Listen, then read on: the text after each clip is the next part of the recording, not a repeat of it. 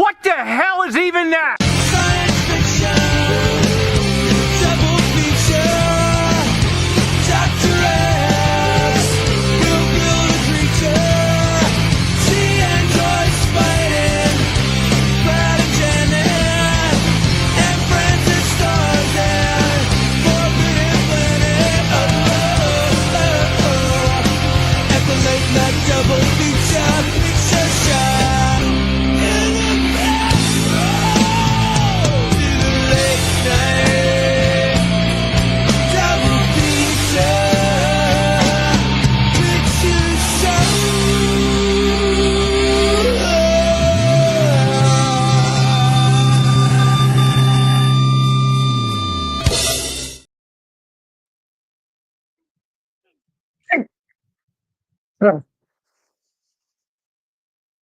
Dr. Peppercan and I are now one.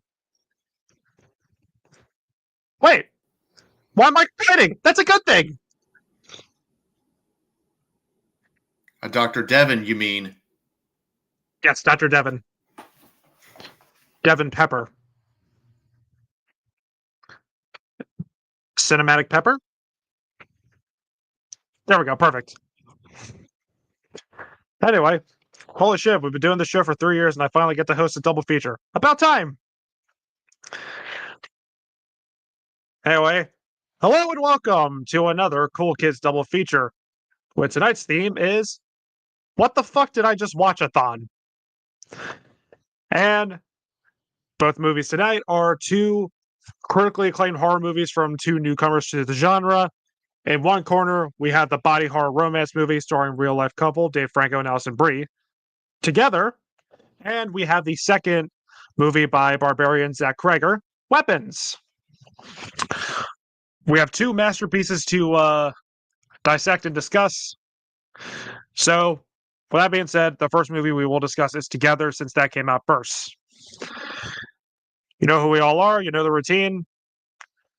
And we're going to try and go through these as fast as we can because we are talking about two movies and both have a lot to digest. So, I should have asked this before. Do you think we should just go freeform discussion, or should we just do our usual thing? Why don't we just do freeform discussion? All right, I'm on board. Yay! We'll see how that goes. Yeah. So unmute yourselves. Let's get into this. All right. Sweet. So, I do, probably like most people here, I found out about this movie because I saw the trailer for this before another neon horror movie we reviewed this year, The Monkey. Absolutely. And, I don't know about you guys, but when I saw that trailer, I thought, holy shit, I need to fucking see this movie now. I need to rewatch this trailer. Oh, it's nowhere online. Damn. So how'd you guys feel about the trailer when it came out? I like the mystery behind it. And it was like, we're going to show you a quick snippet of stuff, and then we're not going to tell you any more about it until August. Yeah, I was going to say, I was actually very intrigued by the trailer. Even though I've made it clear that I'm not a massive body horror guy, I was at this trailer at least to get me interested, Plus, I know, plus this guy, I wouldn't, it's going to be another Substance moment where this guy wouldn't shut up about it. Mm-hmm. And I'll send Neon as well, since it's by Neon. So it's like, that's the other thing. Neon is really good they're job. really up in their game. They, they got an Oscar winner under their belt. They, they just keep delivering over and over again. And I think Neon might be up there with A24 at this point of just bangers. Sometimes they have a miss. Once in a blue moon, they do have a miss, but I think it's mostly bangers at this point. I know. Looks like another great one, by the way. I know John and Rome will disagree with this one, but Rob will be on my side. A blunder from Neon. Infinity Pool. Mm-hmm. But so watching that trailer, it immediately Like this immediately became one of my most anticipated of the year. And like I was counting down the days, like I couldn't wait to see it. And then I got an invite, just a random email from Neon that that said like they're hosting like these like Bloody Disgusting is hosting these free screenings in these areas. And then I saw Philly was one of the areas they're doing it, and it was at this fancy dine-in AMC theater. Nice. John's favorite place, Philly. There was really nice too. There was a bar. People were like bringing us food. So it was a free screening. I couldn't say no to that. I got to see the movie like a week or two early, and then I saw it 2 more times. Because holy fucking shit. In the words of Homelander, it was perfect. Perfect. How'd you guys feel? I thought it was great. It was a really great movie. I still have some questions about the movie, but overall, I really enjoyed the movie. I really enjoyed the practical effects. I wasn't expecting a lot of jump scenes. That kind of surprised me. Yeah. Yeah, this is a movie that originally I had planned to see this last week on Wednesday right after work, but unfortunately I had to cancel it because of a medical emergency that happened. But I know I just did get back from seeing. I saw it twice. I saw it the first time I saw it like on the pirate ship, and the second time I saw it earlier today with my brother because I knew it was a movie he wanted to see too. So, and I felt kind of bad for cheating him out of it, But I went ahead and watched it with him a second time there.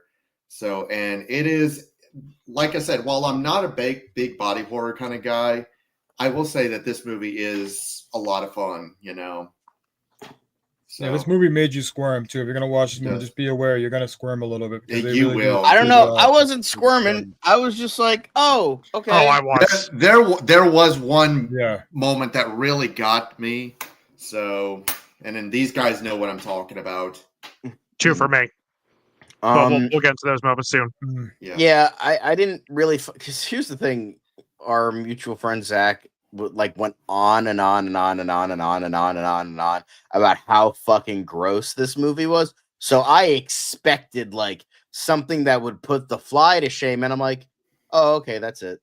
Like, not in like a bad way, but it's just like what I liked about this movie is it understands body horror the way Carpenter and Cronenberg did it. Right. Yes. The body horror is a window dressing.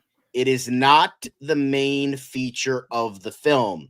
And especially if we're talking about Cronenberg, his most famous film being The Fly. Right. And it understands what made The Fly so good. The whole basis of that movie is the relationship, and in both cases of actual, at least at the time, real life couples.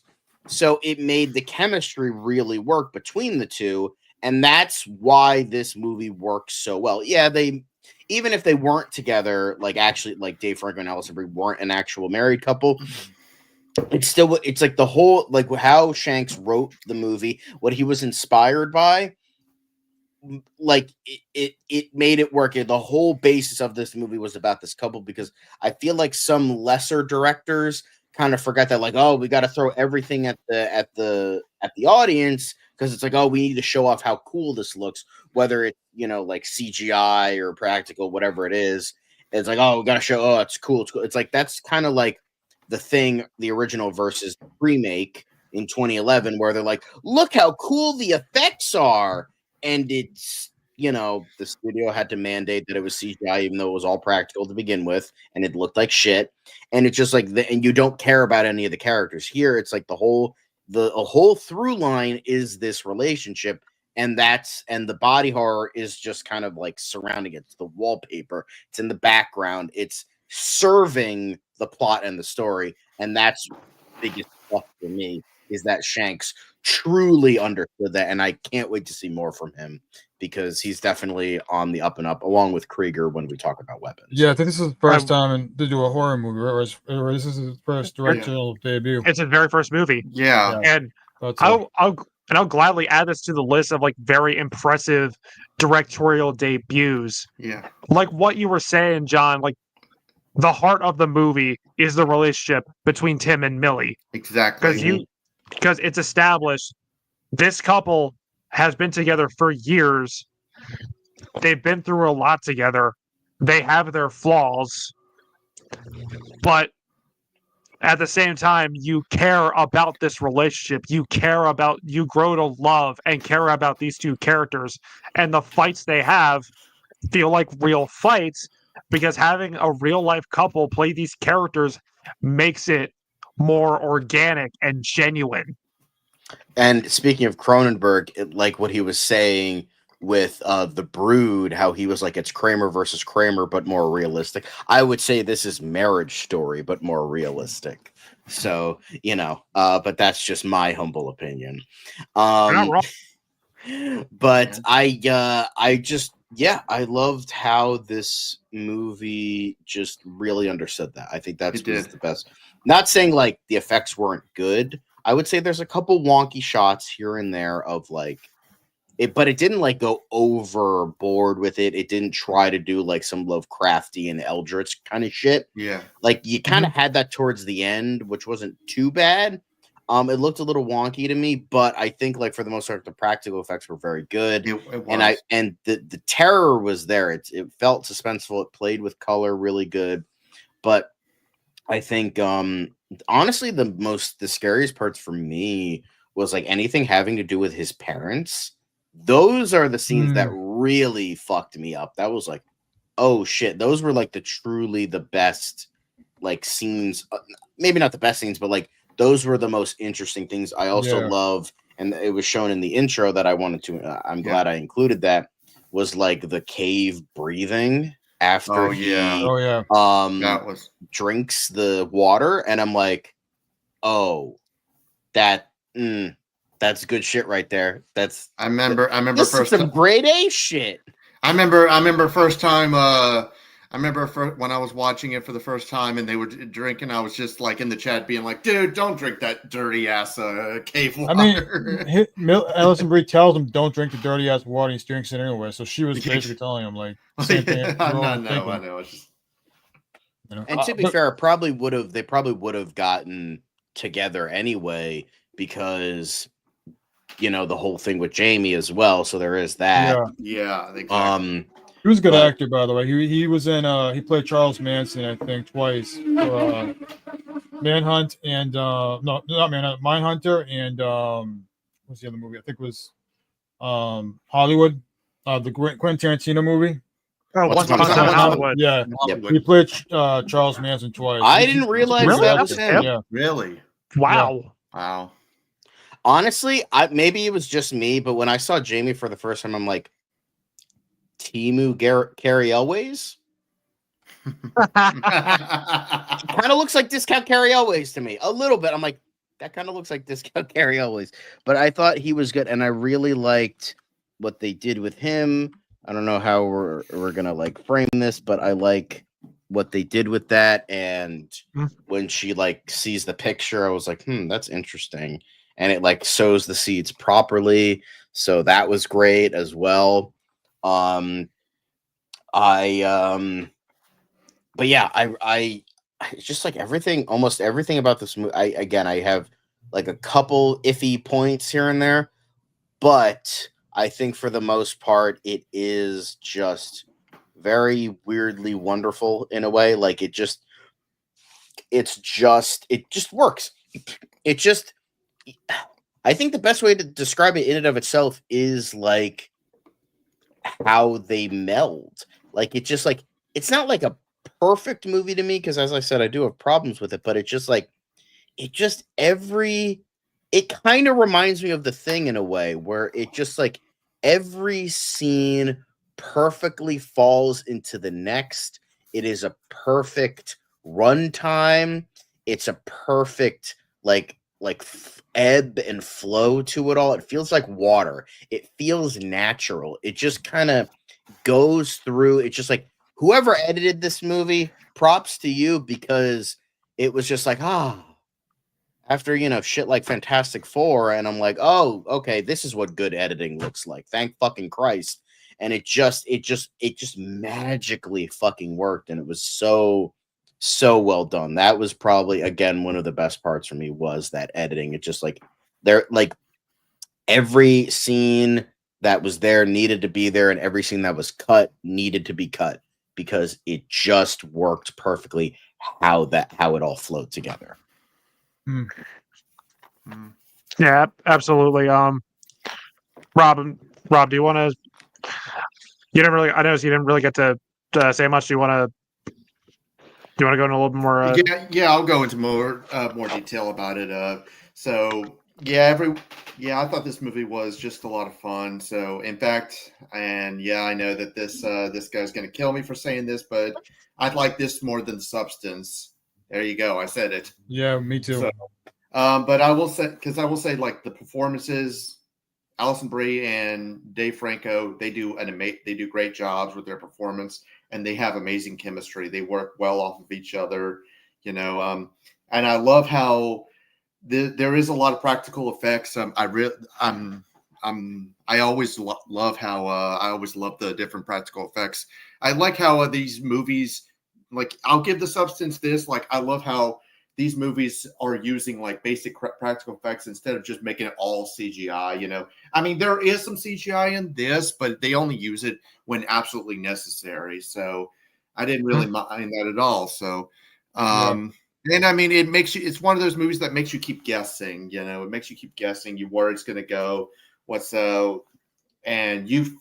kind of figured that Jamie had something to do with it, because I kept thinking maybe he was like because I wasn't expecting like him to be him and his partner to be the result of the combined of them being combined and all things like that. I was honestly expecting him to be like the master cult leader or something like that, because I kept thinking That's what I thought too. Yes, that's because I was thinking he was like the one that pretty much started everything, So I mean, I wouldn't mind a prequel with the whole cult stuff and the whole like. I would honestly, together. I would like to see I could see a prequel happening, explaining more about this cult, church. Yeah. No, don't explain shit. Don't explain shit. That's the cardinal sin of all horror movies. Don't explain anything. The last time we got an explanation, fucking Freddy Krueger was infused with demon sperm, and Michael Myers was part of a cult. We don't need that shit. Nope, we don't. I agree. No, I agree though. But it would be cool to see a prequel without any explanation, just a prequel of like their story. Really. Yeah. I will. I do appreciate like that trailer, like that first trailer, like the trailer is not really explaining too much of the plot. That's what a trailer should do. Mm-hmm. I know I definitely wasn't expecting like, the reason they fused together is because of cursed water. I don't know what the reason of their fusion would be, but color me surprised. I think they handled it well, and I think a movie is going to be great when the opening scene has you hooked from the word go. Oh yeah, with the dog scene, yeah. The part with the dog, like the minute I saw those dogs in the trailer, I'm like, oh no. And then you see it in the beginning, like I'm like, oh god, no. And then you see, and then like later on you see like a little hint of that from when Millie was when she was in the classroom and the little girl was drawing her two dogs together. Yeah. And I remember I was talking to one of my coworkers about the movie, and she was saying, I really want to see it, but then I saw like the dogs in the trailer. Does anything happen to the dogs? And I'm looking at her like, all right, all right, never mind. I'm not watching it. Like, you can just look away. It's only at the beginning. It's only a quick shot. Oh, sorry, you go. I will say that's one of like the big scenes that like really made me like cringe and made me like scared. Yeah. That's something I will give credit to this movie. This movie is scary. It is scary. It's creepy. It's weird. It's nasty.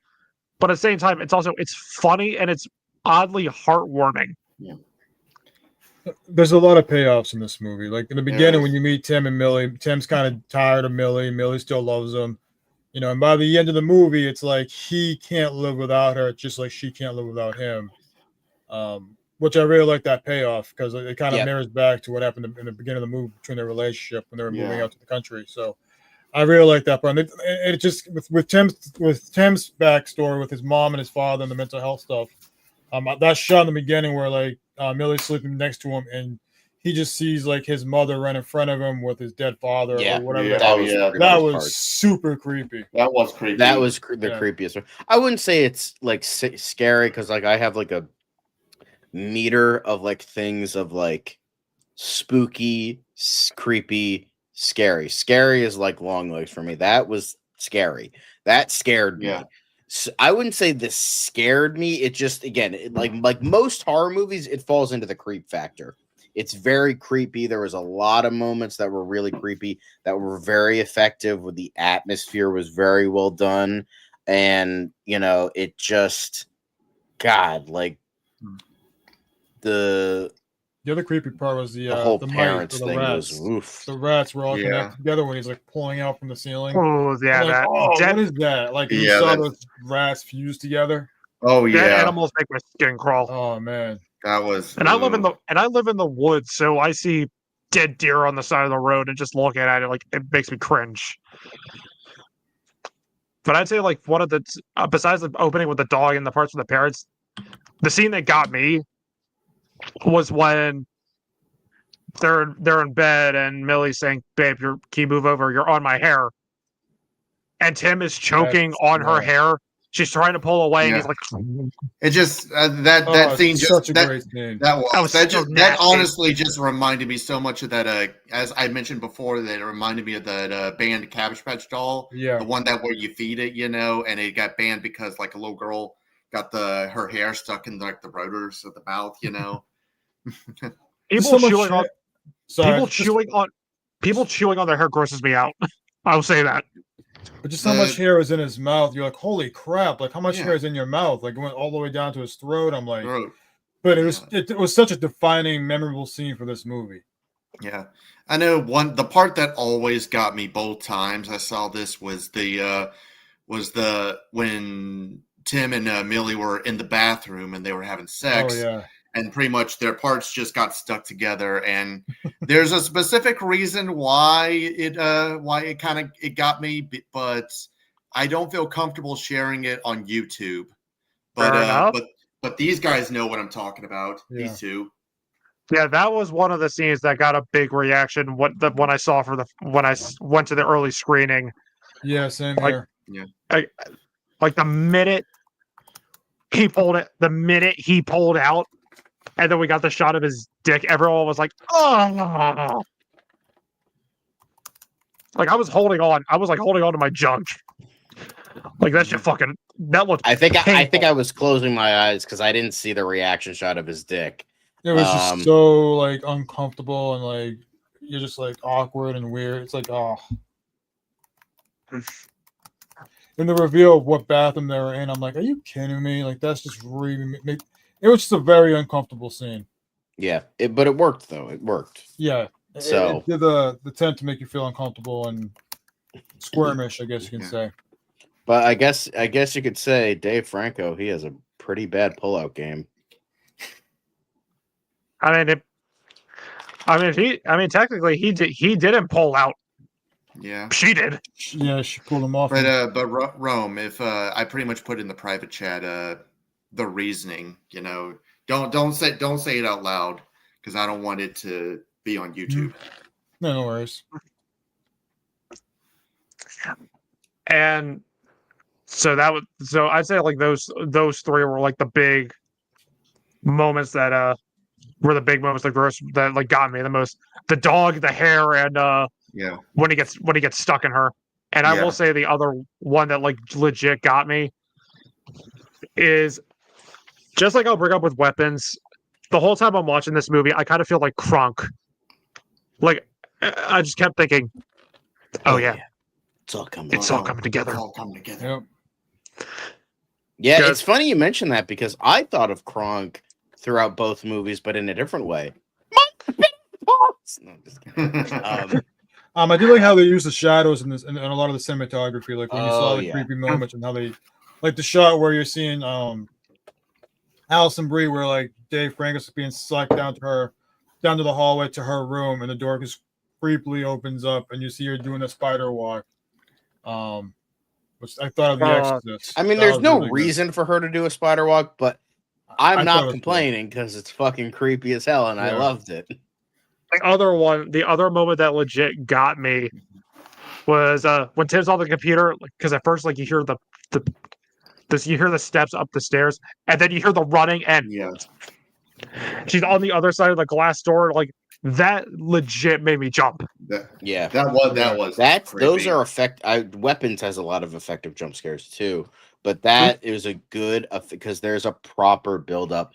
It's not a fake out, and that's what I love. A lot of people think, oh, all jump scares are bad. No, jump scares can be good. They can be effective, and I've said this many times. Scott Derrickson is very good at effective jump scares because there's a proper build off, and it leads into horror. Like you have the smashing of the glass, like when she puts her head up against it and you can see blood and shit.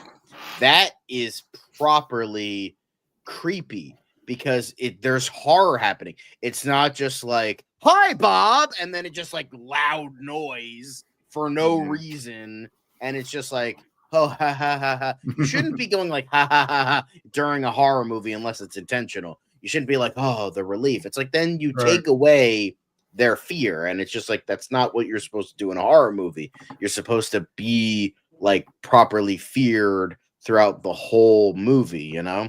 So I'm glad that they were effective. And I'm like, that's how you do it. Not boo scares, as Good Bad Flicks likes to put it. Yeah. Smile? Yeah. By the way, do you want me to read off on what Zach had to say about Together or something? Or sure, I don't mind. Yeah, sure. Okay, because I know he pretty much put his thoughts in. Unfortunately couldn't be in. He is in the comments though. Don't give away his rating though. No, I'm not going to.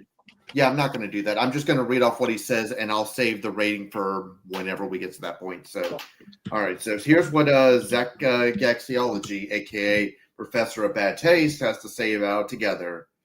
I thought it was a great balance of terrifying body horror, romance, and comedy. The two leads have great chemistry as they're actually married in real life, and can totally see myself rewatching this from time to time. Unlike a certain other Unlike a certain other body horror movie that came out recently, make no mistake, though, I thought The Substance was great also. And that's all he said. So, and then his rating. I would say like the Substance is nastier than this movie, and so was Ugly Stepsister, another great body horror movie. I agree on that one. That came out this year. So I do want to bring this up. What do you guys think of actually I'll get to that point later. When I was talking about like moments of, oh yeah, it's all coming together. Like at first, like the reason why Tim is drawn to Millie was because he drank the water. He didn't Millie wasn't drawn to him right away because she didn't drink the water, but then when she went over to Jamie's and they had that talk, the reason she started feeling the effects. I thought it was. Well, that's a good point. Yeah, you're right. I didn't think of that. Yeah. Well, wait a minute. I thought she did drink the water because he had that bottle in his hand, put dunk it under, and then she was drinking it later. She had her own bottle. I thought that was the same one. Not that one. She had her own bottle of water. He had a bottle, but it was empty. So then he drank the water from the fountain. Oh, gotcha. Yeah. Okay. But he handed her some water from his house, and then once she was drinking it, he started, like you said, Devin, like he just started talking more and more about how being together, how important, and and gave her the idea like you don't want to lose him, or something along those lines. And then that's when she started thinking more and more about him and how much she started realizing how she needed him the way he started to need her more. Again, this movie you gotta see it. I feel like you gotta see it more than a couple of times to really see the little details they added in there. So it's weird to think that two of my favorite horror movies of the year were both relationship based, because Together deals with codependency, and then he had a Companion, which is about being in a controlling relationship with a clingy, abusive man-child. Right. So both movies were talking about like some of the the dangerous sides of relationship. Whereas even though yes, this is a very codependent relationship, you can tell these two genuinely love each other. Oh yeah, they were together for 10 years. Well, no pun intended. They were together for 10 years. Was there anything you didn't like about the movie? Because I didn't like that they kind of Act 3 to me is where they kind of really try to put a lot together, to really give you a lot. Like the stuff with Dave just jumping back in the cave to really get more, try to find more clues about what's going on, and then finding out some people who were in that temple got stuck to the walls or became part of the temple, I guess. So I was kind of okay, that kind of threw me off. So there was some more questions I had about the rules of this movie. They're trying That's to fair. here. Yeah. For me personally, I think, this is a spoiler review. I know we didn't mention it in the title, but this is a spoiler review. So we're gonna spoil the ending. But the final shot. I'll put that in the title. The final shot of them melding together, is very much the CGI is very wonky. You could tell it's not great CGI. You could tell that this is very much it's a budget horror movie, not necessarily bad, but I think that it does kind of show there. But considering the rest of the effects are very good, I view it as a nitpick. Probably stretched a bit thin at the end, and it wasn't horrible. It wasn't CGI Franklin Richards levels of bad, but still not. You kind of see in the face. The face you can see in the face and the eyes look a little bit awkward. But and then I think the movie should have ended 5 seconds prior than what they show. Because at the very end of the movie, it should have just ended with the shot of her parents. They open the door. It's just on her parents. You hear, hey, and it's kind of like a melding of Dave and Allison, and then it cuts.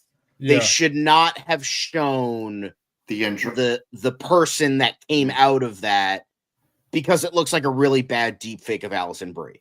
That is what I saw. I'm that prevents this from being a perfect score for me.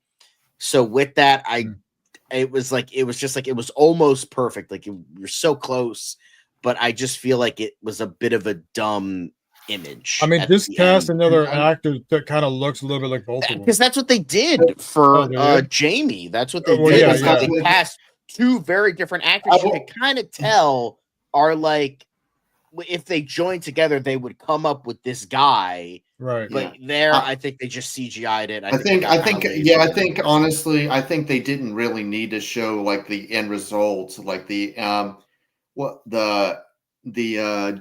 guess it's a gender neutral character, the combine of the combination, what? I think I'd say we should call them either Tilly or Tilly or Mim. Mim. There you go. Mim. I think that was better.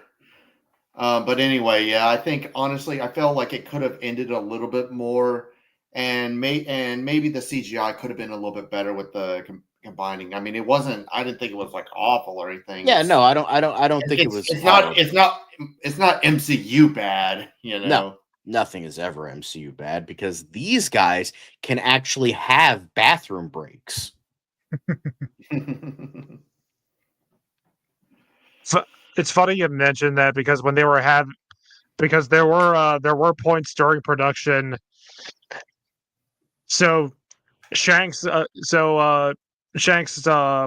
partner worked for a sex toy company and used and gave them free fake genitals for the scene where they're stuck in the bathroom. Yeah. And they said for a section of the movie that when the person they had Brie and Frege had to wear the prosthetic and that can join their arms together for hours, and they said like they had to use the bathroom like together in like the same stall. I mean, yeah, but it helps Yeah. that they're actually married, so it's not like they haven't seen that before. So it works. Exactly. Yeah. Yeah, but if I wasn't in a relationship, I wouldn't want to be in the same room as my girlfriend was like shitting or pissing. That's just me. Gotcha. Mm-hmm. But honestly, like for me, like I had like no issues with this movie at all. Like everything worked for me. Also, looking up Michael Shanks, he was cameoed in the photo with that other guy, with the partner, Jamie's character. Oh, that was him? Yeah, he's in the photo, so he's one of the people in there. Oh, which is pretty cool. What do you know? Mm-hmm. I will admit the ending where when the final form comes out and does the okay. I don't know why that made me laugh so hard, but it did. It made everyone else laugh too. It was kind of like just it was awkward. Yeah. As I said, they should have just ended it like they should have not included that. Yeah. I agree. I'm with John. Everything John said, I'm with 100%. Me too. Me too. Yeah. But the thing is, it's at the most like a small nitpick because everything else was so like near perfect about this movie. And I will say both this and Weapons, it's like I don't see how anyone can hate this movie. And it's funny because someone I follow on Letterboxd pretty much like it's kind of just happenstance. I just followed him because at the time he is one of the most popular reviewers on the site. So I was like, okay, I'll follow him. Sure.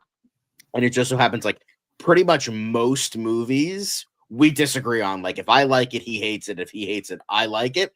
Or I like it, he hates it. If he likes it, I hate it. Like that kind of thing. And he hated both Together and Weapons. And when I read his reviews, I'm like, I feel like you didn't watch the fucking movie. Like, because during his review for Together, he called it discount hereditary AI slop. And I'm like, whoa, did you watch it? Like, when the fuck does this feel like Hereditary? What? This is, I was going to say, cold stuff? I was going to say, this is better than Hereditary. What is he talking about? But it's so weird because it's like, it just doesn't make sense to me. And then he also like puts, this is like apparently plagiarized. It's like, bro, Michael Shanks provided fucking receipts that this was not plagiarized. So you're shilling might as well bring it up. Bullshit in your review. John, might as well bring up the controversy. I don't know much Rob, you go ahead. Well, I was gonna say, whenever we get the chance, John, can you be able to send those the links to those reviews in the chat? Just whenever, when we get the chance. No, I got it. Because I'm kind of curious now what specifically he thinks he said. And yes, since we were talking about Together, might as well bring up the whole plagiarism bullshit. Look, it's funny that this dude said, "Oh yeah, they ripped off my movie," which the film was called A Better Half, or The Better Half, or something like that. Better Half, and what's funny is he's claiming like, "Oh, they ripped off my movie," when this movie is nowhere to be found. There's no trailer. It's not on streaming. It's not on physical. It's not on the pirate ship. It premiered once at a festival, and that's it. There's pics. There's still images. But show me the receipt. Yeah. The only thing he had was like this vague thing of like, oh, we offered Dave Franco and Allison Brie parts in this movie and they turned it down. And he's like, oh, and then it just so happened that this movie that has the same premise, they joined this other movie. And it's like, first off, he could be bullshitting. And second, like, how can they be like ripping off your movie if, like, yes, there's a chance that he saw it at this film festival fucking, I think it was like 2 years ago. Sure. But it's very unlikely that that happened. And, you know, he said that he wrote the script for this movie back in like the mid 2010s, like way before. And I read up on Better Half. The movies have absolutely no similarities outside of a man and a woman that had some kind of relationship joining together. Literally, the rest of the movie is completely different. So it's just like, it was a guy that was just looking for a, hopefully, like a stupid payday and just wanted some money. And it was, that was it. Like. So I'm glad Michael Shanks put that to bed, because this was a great, that was like the only, because the only thing they had, it was like, oh, Dave Franco, and we offered Dave Franco and Allison Brie. I'm like, even that's put into doubt, because it's like this super small, rinky-dink little indie movie that, like, even smaller than this, it looked like it had a budget of like $1,000, maybe a couple $1,000. Like, it was not big at all. So it just so happened that you offered this movie to, like, I wouldn't say they're A-list, but like very popular actors in your movie, even though you had like a budget of nothing. So it's like, I don't know about that. That is like kind of sus to me, as the kids would say. Absolutely sus. I'm not gonna lie, as a Dragon Ball Z fan or anime fan, I kept thinking of like Fusion when they were like together. I'm like, that's. And then, you know, if you screw up, you're gonna look at the other couple that's hiding in the cave. Yeah. There's a lot of theories I read about why they looked like that. So I had two. One, when they started to fuse together, the guy tried to kill himself. Killed himself. That's what I thought. In the middle of fusion, because he still had the knife in his neck, which is kind of fucked. Like, oh no, we're fusing together. Oh, wait, what about me, asshole? Like, it reminded me of the fucking ending of the Human Centipede. Where she's stuck in the middle. And the other theory was the reason they looked like that was they weren't a perfect match, which is why the fusion that created Jamie looked normal, and why the fusion of Tim and Millie looks normal-ish. So maybe they weren't the perfect match. Yeah, it could be both. It could be both. Or they just didn't embrace each other, like maybe like not. Millie and Tim did. I got a question. I got a question for you. You know, like when at the very end when they're fusing together and then they play that Spice Girls song. You know, it worked surprisingly. I didn't think it would work, but it did. All right. Because Jamie said to Millie, like, you know, like, in order for this to work, you really have to like embrace each other, or something along those lines. And I think that's what that other couple, they just were rejecting it. Where these two, because it was a life and death situation. Tim made the ultimate sacrifice by fusing each other to keep Millie alive. Exactly. Yeah. Because that's what. So that was also like. He, like, throughout the course of this movie, he realized he loved her, but then he ultimately like realized that he's like, no, this is the person I'm destined to be with. And you know what? And with her dying, he's like, you know, I have to save her. That also, because, like, you know, the whole thing about relationships is all about sacrifice. So, you know, it's, you know, even if he didn't want to totally fuse, he realized that, you know what, I still love this woman and I'm gonna do no matter what, anything to save her. So, you know, I really, really liked that aspect. I also really like the shot of like them fusing, and then it like pans to the laptop, and you see all the destruction, like the bloody saw and all this other shit, and like all the fucked up furniture, and then it zooms in on Facebook, and then it zooms out. Well, I mean, first it zooms in on the no internet connection, and then it just pops up. You know. Yeah. Do you think that meant something? Do you think like Jamie was like doing something to their internet or something? Or do you think it was just happenstance? I just think, in my opinion, I think it's more of a supernatural thing. I would say happenstance because you guys know I live. You guys have been in my house. You guys have been in my house. The connection I live in the woods, and connection here is non-existent. Mm-hmm. True. And ironically, you have the best connection out of all of us. Yeah, I know. I'm shocked. But because like this is an ending where it's kind of a happy ending. I think it's a happy ending. It's a payoff, and it pays because again, it reminds me of The Fly. Yeah, it's technically like if you view it on a surface level point, it's like it's not really happy, but the whole point of The Fly and why it's so brilliant to this day is it showcased like that the humanity of Seth Brundle won. The whole point of that, like how he was like talking about like insect politics and how it's like survival of the fittest and all that. And so no matter what, insects will try anything to survive, while humans are more knowledgeable to understand mercy and that our time has come kind of thing.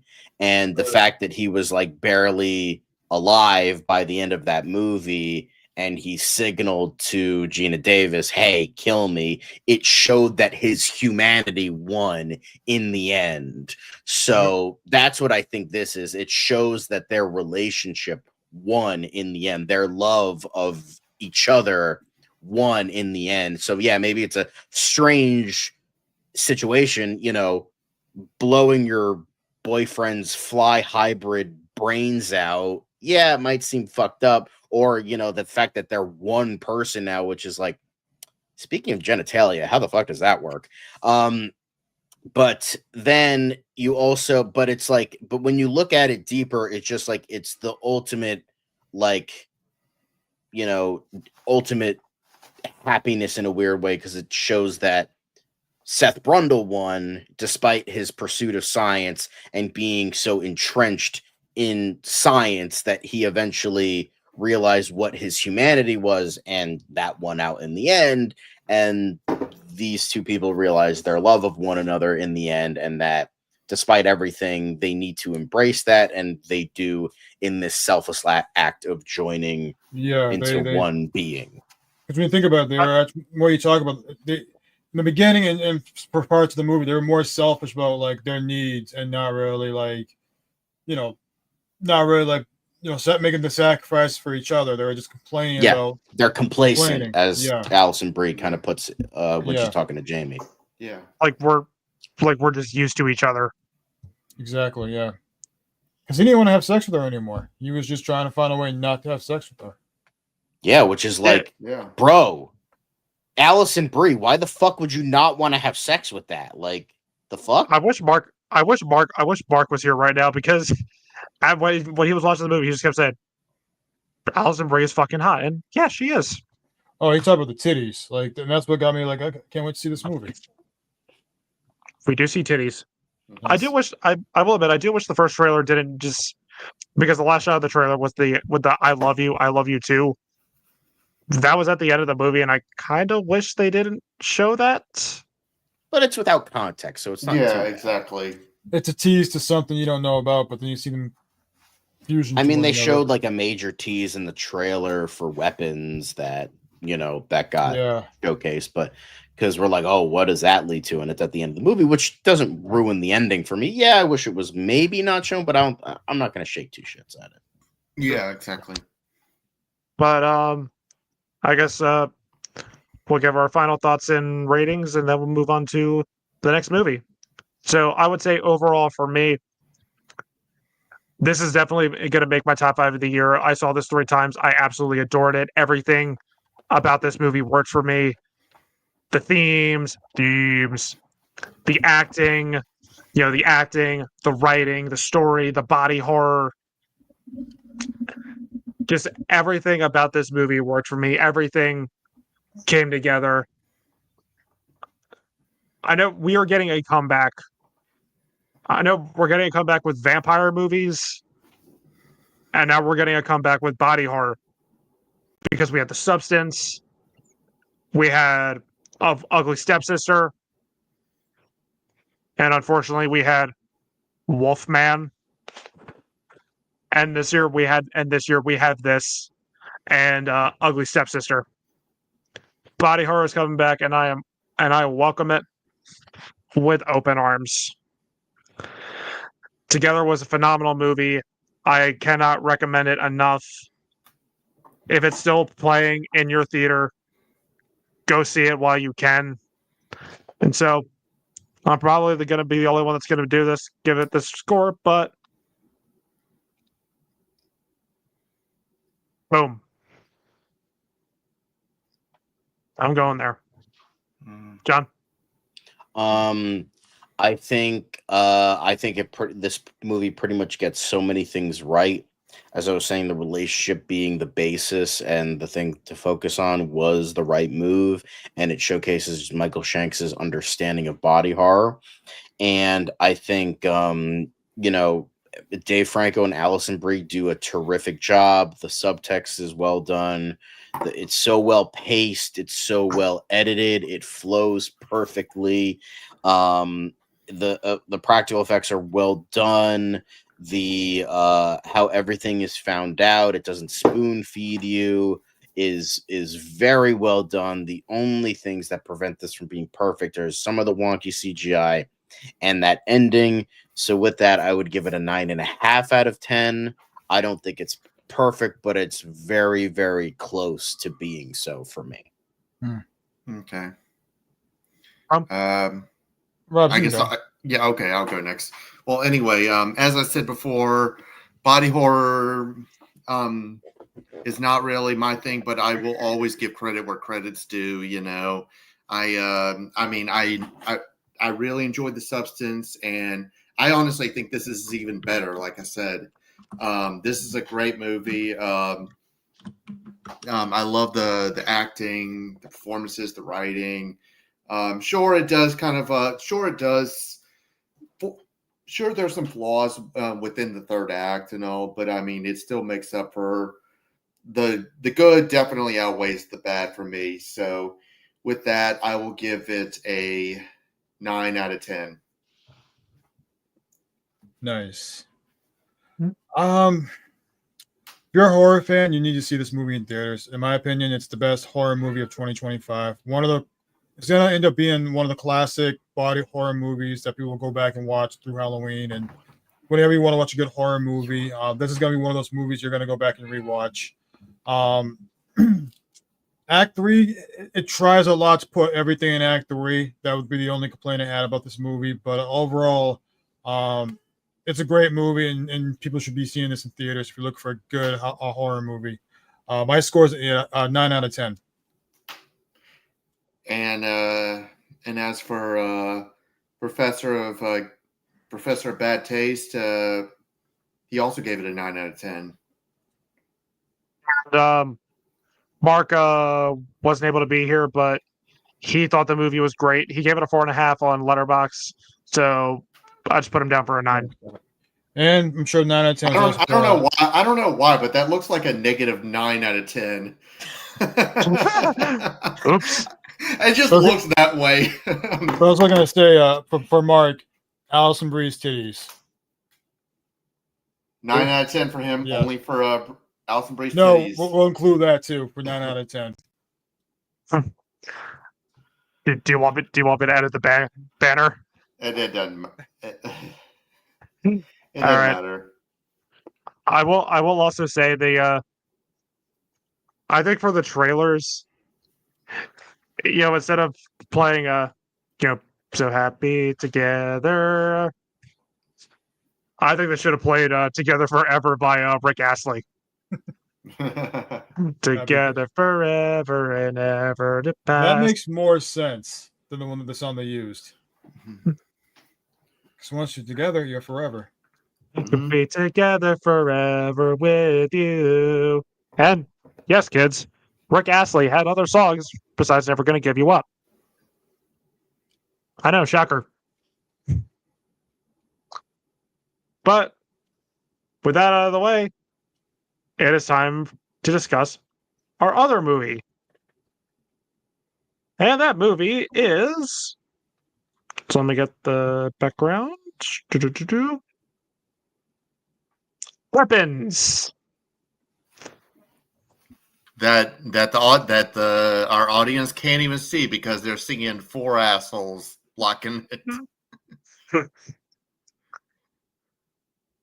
But yeah, you get the idea. There's it's the kid smiling. Just use your imagination. Yep. All right. Weapons. This was a movie. It was a fucking batshit crazy amazing movie, but it certainly was a movie. And obviously, like, I think all of us here really liked Barbarian. We didn't do a review of it like last year because that was before the Cool Kids started. But we all really liked it. To me, Barbarian that's how, in my opinion, that's how you do a trailer. Like, the trailers for Barbarian gave away nothing. I don't know what I was expecting, but I remember seeing it in theaters.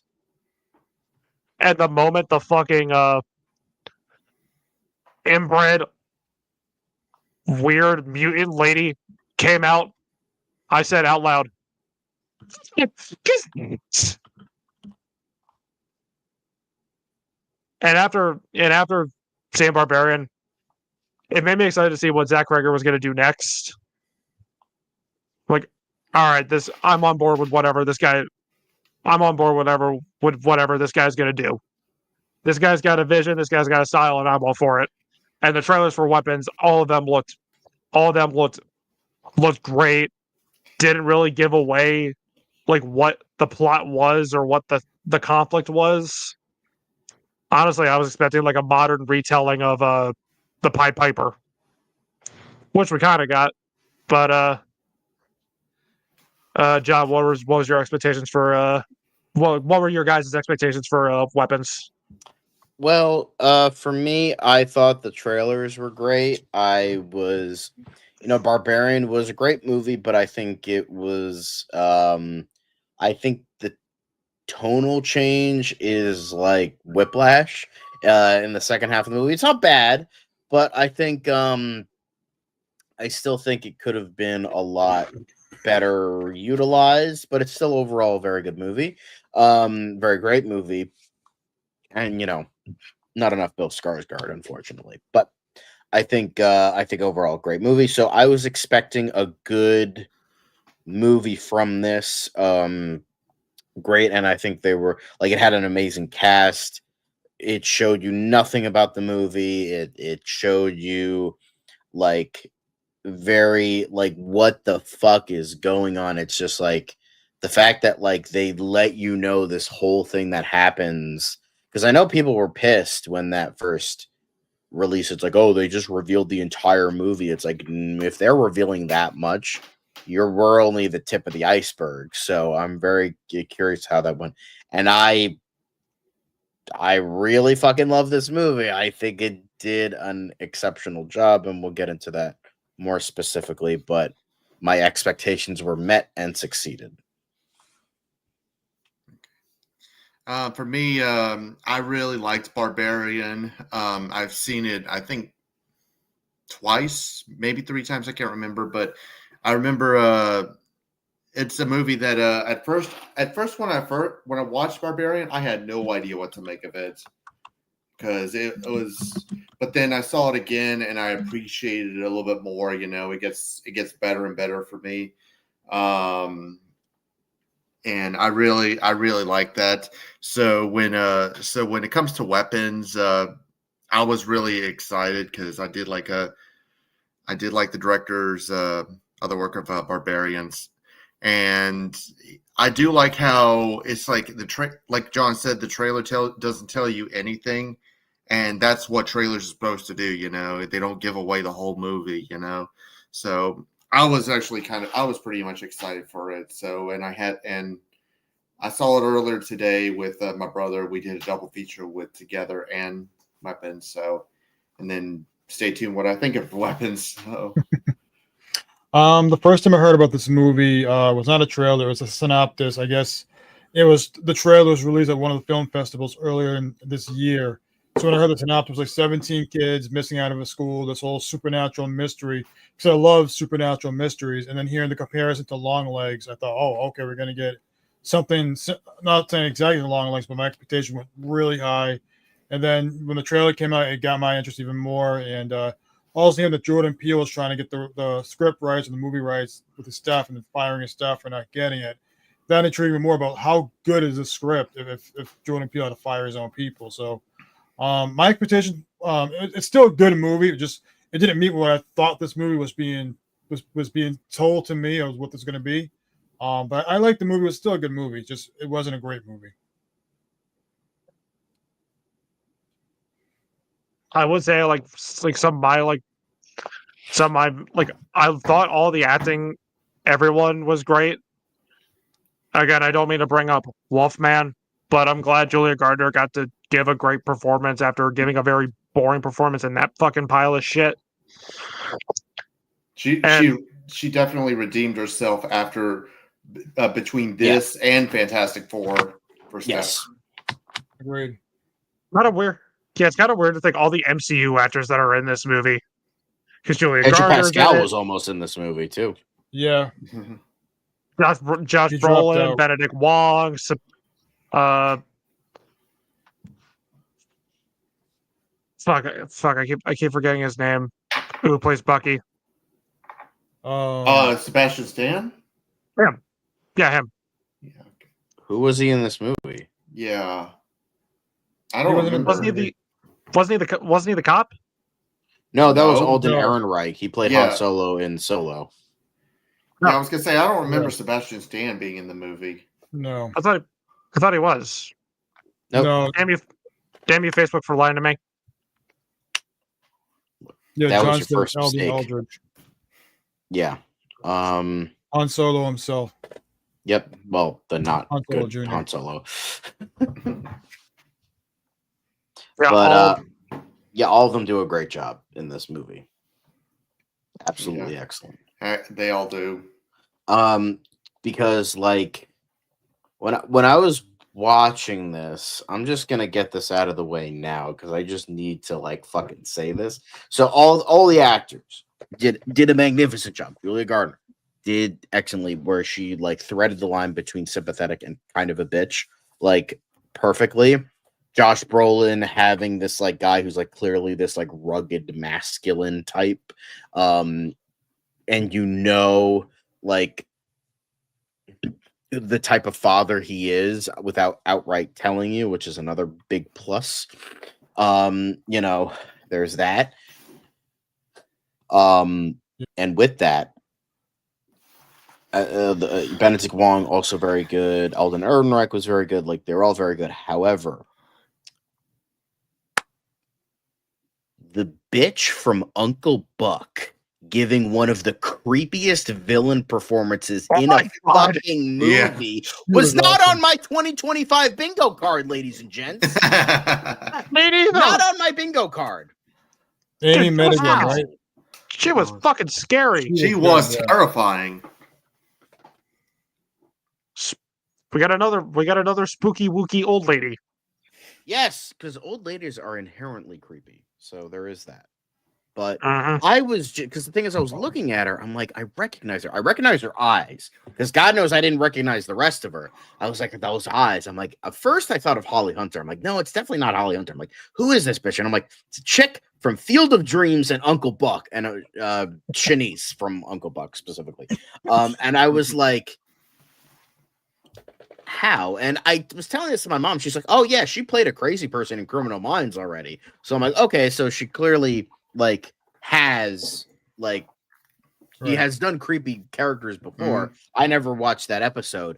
So I was like, holy shit, I didn't fucking expect that. And she was so excellent in this, even though she wasn't in it for very long. She was so perfectly creepy in all the right ways. She was like this demanding puppet master, manipulative, just every single solid. Like she almost stole the movie because like the acting in this was superb. Like it was genuinely excellent with like how they handle the writing, how they handle everything in regards to this movie. Excellent. Her entrance was really good. She was her entrance, Gladys. That's the character's name, Gladys. Her entrance when she meets Benedict Wong, the administrator's reaction before she comes in, you're like, "Oh, who's this?" And then you kind of got a glimpse at her earlier when James saw her waving at him. Straight out of it. Straight out of it. That looks like it reminded me. Yeah, I was gonna say it kind of reminded me of the 2017 It movie where like Mike was being beat up by the river, and then you just see Pennywise with a severed arm going. Yep. But I'm sure, considering Zach Cregger's influences, and he worked with Bill Skarsgård on Barbarian, on his first movie Barbarian, it makes sense that he would give, because that's what I know Tim Curry kind of did that. She kind of looked like the Tim Curry Pennywise more so. It was a nice nod to Pennywise and it. Yeah.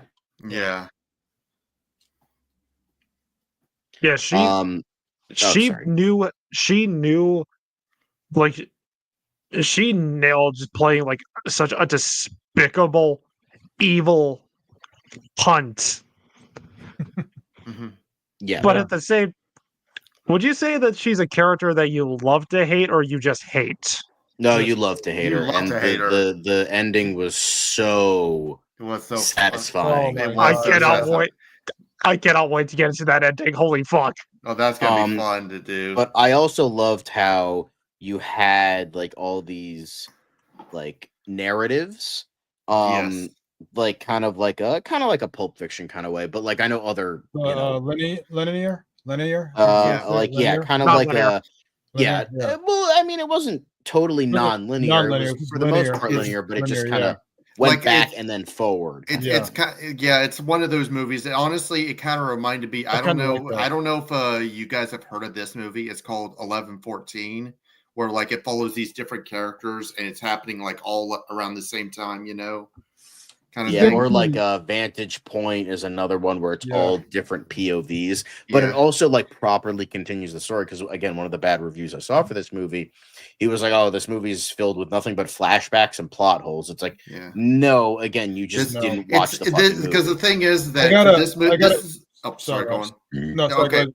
Okay, because what I was going to say is this is a movie where the audience is trying to piece everything together. Yes. Along with the characters, because it starts out with the teacher's point of view, then it starts with Josh Brolin's character, and then it starts out with what's the I think it was Paul, the police officer. Paul. And then you got the drug dealer, and then you got the principal, and then you got the kid. Who's the last one? The kid trying to give you all the reveals. Because it's one of those that you pretty much it drops little information for the audience bit by bit, so it doesn't just give everything away right at the bat. And another thing I love about this movie that's encapsulated in a scene I'll describe, but it does it throughout the movie. It does something so beautiful, so very beautiful, guys. Zach Cregger fucking knows how to show and not fucking tell. It's beautiful. It's It's beautiful. And perfect scene to encapsulate all of this. Very minor scene, but it's the one I remember the most, where, Josh Brolin is following Justine. Well, Archer, Josh Brolin character, is following Justine, Julie Gardner's character, around town because obviously he suspects that she did something with the disappearance of these 17 kids. And earlier on in the movie, he was talking to his construction worker. Obviously, with his son missing, he's not doing well at work because, son is gone and he's, thinking about that. And so he's like, oh, yeah, the paint. Oh, we got the wrong paint. I'll just take the paint and return it. And it's a cherry red paint. And then obviously we know from Justine earlier on in the movie that somebody painted witch on her car, and we see the paint in his back seat, and boom, that's all we need to know. Exactly. We don't need to see a fucking entire scene of Josh Brolin painting witch on her car bit by bit, and it's boom. It's amazing. It's perfect. You don't need see. Not everyone is confused, Matthew, where you have to spoon feed every little bit of information. If you've seen the movie Strange Killings, even though it's Strange Darlings, that it's a non-linear, but it kind of reminded me a little bit of that, which I love that movie, and I like the direction they were going with this one. Yeah, and I like how this movie is like. It's like I love that bad review I was watching. He's like, oh, this is the worst thing. It's nothing but plot holes. I kind of skimmed the review, and he's like, one of the plot holes, like, what's the point of that bell? And it's like, to control. I was gonna say controlling. Exactly. It's voodooism. How is that a plot hole? You just didn't watch the fucking movie. It's again. voodoo. You know what it reminds me of, actually? You know what? It perfectly reminds me of. This was way back when. This was back when The Thing, as in John Carpenter's film, was in, I think it was test screenings. So this was back when everyone thought The Thing was bad. And he was discussing the movie, and somebody asked a question. Spoiler alert for The Thing, if you haven't fucking seen it. It's 40 years old, so that's on you. But... And the guy asks, I forget what this specific question was, but he asks like, at the end of the movie, who's the Thing? Is it Keith David or Kurt Russell? And then John Carpenter said, oh, I leave that up to the audience to figure out. And then the guy's like, oh, I hate it when movies do that. Sounds like a you problem. Don't want to watch a movie. You just want a documentary where it's just telling you information constantly. I'm not saying documentaries are bad. I'm just saying, like, then you don't want to watch a movie, because half the whole point of this movie is like Cregger and many other filmmakers are entrusting you to be part of the process of the movie. The thing, experience it. The thing is that it's movies like this where, like I said, they're dropping information for the audience to piece it together. And if you want something where it wants to spoon feed you shit, where you pretty much and treat you like an idiot, then, I mean, that's on you, dude. Because movies are a visual media. Show, don't tell. Yeah. I mean, the other thing this movie kind of reminded me of was Boogie Nights a little bit. Yeah. We didn't see Mark Wahlberg's penis, though. No, thankfully. But it's the linear part of it. Yeah. Right. Yeah, but I love how it goes from like different POVs. What I also love how it doesn't retread too much. We see a little bit from each character, like from their point of view. Like during the meeting scene, we see it from Josh Brolin's point of view, but then it quickly goes on to the next scene because it's like, okay, sure, we get his perspective a little bit, what he's going through, what his emotions are. And we get, now that we have a little bit more insight from these scenes that we didn't see from Julia Garner's point of view. Okay, but now we can move on. So now we can continue the story. And I think that's what, and I like how it goes back a little bit, but then it still continues the story on. So you get that POV, you get like some like gaps filled in, and then it moves on. It, as Rob said, it doesn't spoon feed you information. It lets you know exactly what it wants to let you know, and then it moves on. So you're constantly engaged. You're on the edge of your seat. You're trying to figure this out. What the fuck is going on in this town? What is happening? And we're trying to figure this out. And we're like just piecing it all together. And that's what was so brilliant about this movie. And that's what I liked, similar with Together, is that the whole baseline for this movie is not, oh, look how weird this is. Look how this is, da-da-da-da-da. It's the mystery. It's just a mystery. It's an effective mystery. And that's, yes, there are horror aspects, and yes, there are bonkers, crazy, weird aspects, but the through line is the mystery. And that's what so many people fail at. And that's what luckily Zach Cregger understands, is you need to have a baseline. You need to have a base genre story of like to pile on and work off of. Yeah, you could just do crazy shit for 90 minutes. I know some people have made that work. David Lynch made a career out of it. But he's still, at the end of the day, David Lynch can still have that baseline. What's a lesser filmmaker that does weird shit, but it isn't really all that good? I don't know who that would be. I know some people here would say Ari Aster. Eli Roth. Eli Roth is a good example. He just is torture porn, like for the longest time. He doesn't have a baseline. He doesn't have a through line. It's just like, hey, look how gory I can make a movie. Right. Look how much torture I can put into a movie. And that, I mean, he's tried to like get away from that, but then we see that that's all he can do, because look at Death Wish and look at A House with a Clock in Its Walls. And when he tries to do normal movies, they don't work because he doesn't know how to fucking make a movie. Borderlands. To be fair, that movie was based a lot on studio meddling and bad reshoots and all that. So there is that. But I think, like, as long as you have that through line, as long as you have that base, like the mystery or the relationship, whatever it is, and then work on that, and then work around that of all the weird crap you want to do. But you got to have the baseline, and that's what makes these movies so good, because you have something to grab onto, to connect to. Like you're sticking your hand in something and you have like a place to grab.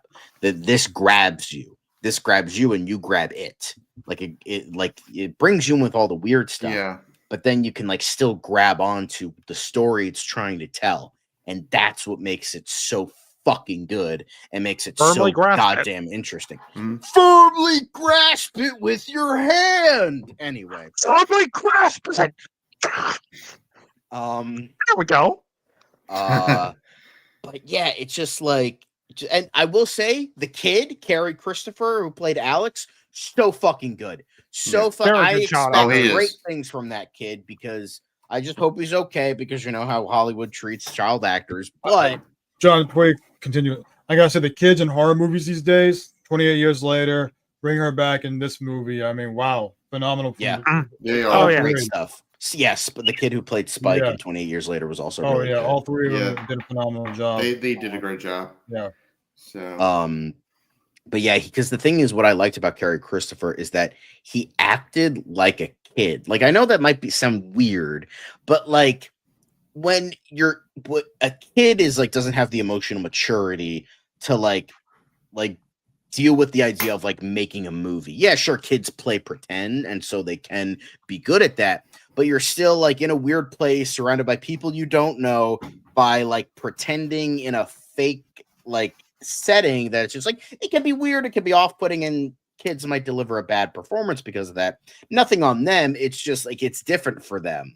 But the fact that he acts so natural and so normal, and like the things he, like, for instance, when he's talking with Gladys about how she's like, oh, I'm sick, and he's like, oh, I can get you a glass of water. Like, that's such a kid thing to say. Like, and she's like, no, I'm sick in a different way. He's like, oh, do we need to take you to the hospital? Like, it's just so like natural. And I think it also helps with Krieger's writing, how it's just like he understands how a kid would like have that thought process. And Carrie Christopher did a really good job of portraying that like kid, like, okay, this plus this equals this. How do I figure that out? And it works so well. And like his facial expressions and his mannerisms are just so good that it's just like, I don't know if it's the kid, I don't know if it's the directing, maybe it's both, but Probably both.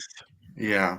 It just really works. So I'm interested with what other stuff. I know he's going to have a guest spot in Lanterns, so I'm curious how that, Who is he playing in? Who is he playing in Lanterns? Like a nobody character. He's not playing anybody major. He's going to Oh. guest star in an episode. Oh, Nothing crazy. gotcha. But yeah, it just like that was another thing. I would say Amy Madigan and Carrie Christopher probably gave the best performances in my opinion. However, not saying everyone else did a bad job. The fact that they give the best performances with like Emmy and like award nominated and winning actors says a lot. Nobody. Like, I don't even remember the last thing Amy Madigan fucking did.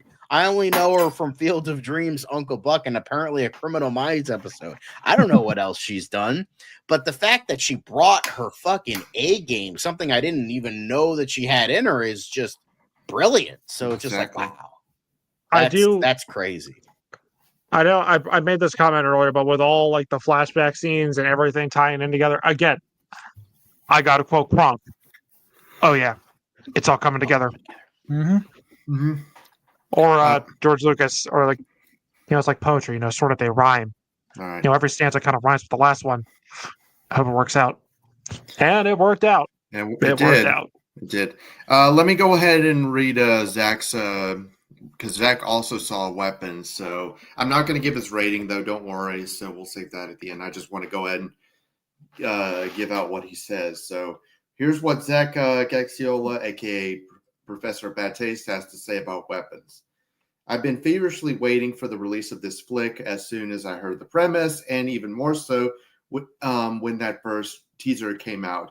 Zach Cregger did a great job with Barbarian, and he does just as good, if not maybe better, here. This film is over 2 hours long, a rarity for horror, and it never once drags. I at least don't think it does. Its structure with how it focused on every key character and how it ties I guess it's supposed to be it all together by the end was masterful. And I thought the angle of witchcraft as a reveal for everything going on was underwhelming at first. How they resolved it with being turned out on with her and the kids. Oh, that's I don't know if we're talking about the ending. I guess I didn't. Should have thought of that. You're good, man. Okay. Do we want to? Do you want me to just go and finish the rest of it? Because it's kind of a spoiler for the ending. So, and I don't know if we've got to that yet. Didn't we already talk about the ending? We teased it. We didn't really talk about it. We didn't talk about it. We just teased how great of an ending it was. Okay. I mean, whatever you guys want to do. So, I do. I would hold off on it until we start talking. Yeah. Well, I'll hold off on what the rest of it until we get to that ending, because he does talk about the ending, and I know we haven't gotten to that point yet. I do. When I saw the trailers, like I didn't know what angle they were going for. Like, why did the kids run off? Because I was expecting like a modern retelling of the Pied Piper, and I mean we kind of sort of inspiration to that, yeah. I'm kind of wondering if some of the like them disappearing, because about like that whole thing that happened several years ago from let's raid Area 51 and let's do the Naruto run. Yes. They were doing the Weeb run. Seriously, why does everyone think that throwing your arms behind your back makes you go faster? Ask the weebs. Yeah, I'm a weeb, and I'm asking that question. You're questioning yourself. And going back to Julia Gardner's character, you do sympathize with her. You do feel bad for her. But there are moments where she does get a little bitchy, but let's be honest, her just following this kid around It's creepy. It's creepy. is very, very creepy. And it kind Where's Chris Hansen when you need him?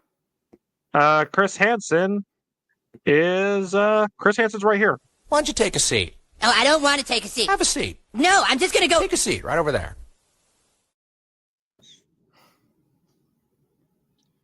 Yeah, not a good look for you. And she's telling the principal, like, oh yeah, I was following him.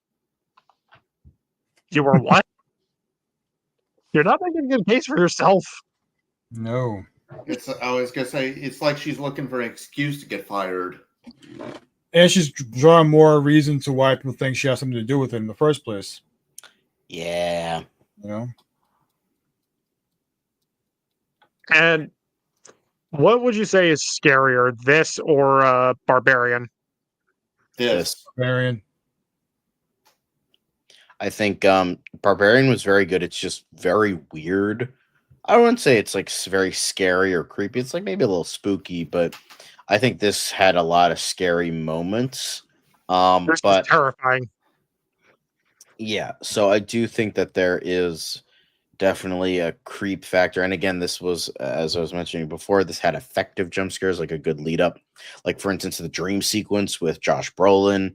Like, you knew something was coming, like he was talking to his son, and I'm like, what is coming? And it got there, but it was like effective buildup. You knew it, but it still scared you, and it was still effective. But I also liked the moments of levity throughout this movie. I think Zach Cregger nailed the uncomfortable laughter of like true horrific comedy, as in like, I'm laughing, but should I be laughing? Like, it was like, for me, Act 3 for me, I think once you got to Act 3 and the more of the reveal came out, it just became more of a dark horror, not a dark comedy versus an actual, like, more dark horror. You kind of got a little more of a shift of tone. That's what Barbarian did. Once you got more of the reveal, it became like a shift of like dark comedy. But even then, I still think that this movie still stayed within its own boundaries. I think like Barbarian went so far like outside of that. Like, the tone is just it's tonal whiplash. Here it's like it does kind of tweak itself, but nothing that like makes it like go out of like the boundaries it set for itself, you know. But I was saying this to someone else. I was like, it's one of those movies where when you think it's going right, it goes upside down. When you think it's going to go left, it does a corkscrew. It's even with the thing you think, even if you think it might turn right when it's going left, it does something out of control and out of the boundary. So I think that's also effective. But again, I still like how it kind of stayed in those boundaries where it didn't for Barbarian, which wasn't a bad thing for Barbarian. It's just like, I feel like it stays with you. And I think it's more effective that way. It like doesn't, it's not totally out there. And I prefer that. I mean, maybe some people prefer Barbarian, and that's fine. That's why I prefer Weapons. I prefer Weapons because it took a while. It took a little bit for Barbarian to grow on me. Yeah, that's the same for me too. So, but I would say that this was Weapons was the better of the two, even though I still really like Barbarian. I feel like Weapons was better written because I know this is a personal story or a script that Zach Cregger came up with. Do you guys want to talk about the ending? One more thing. Was anybody shocked or surprised to see Justin Long in the movie? I was shocked. I was like, oh my god, hey, there he is. Was too. And he didn't die. He survived the horror movie for once. That was beaten or tortured or killed. Yeah. My theater was like jumping when they saw him. Like, oh, Justin Long. Yes, same with mine. And also, I really appreciated the cameo from Toby Huss. Yeah, that was great. Supposedly, and he didn't get peanut butter on his penis in this movie.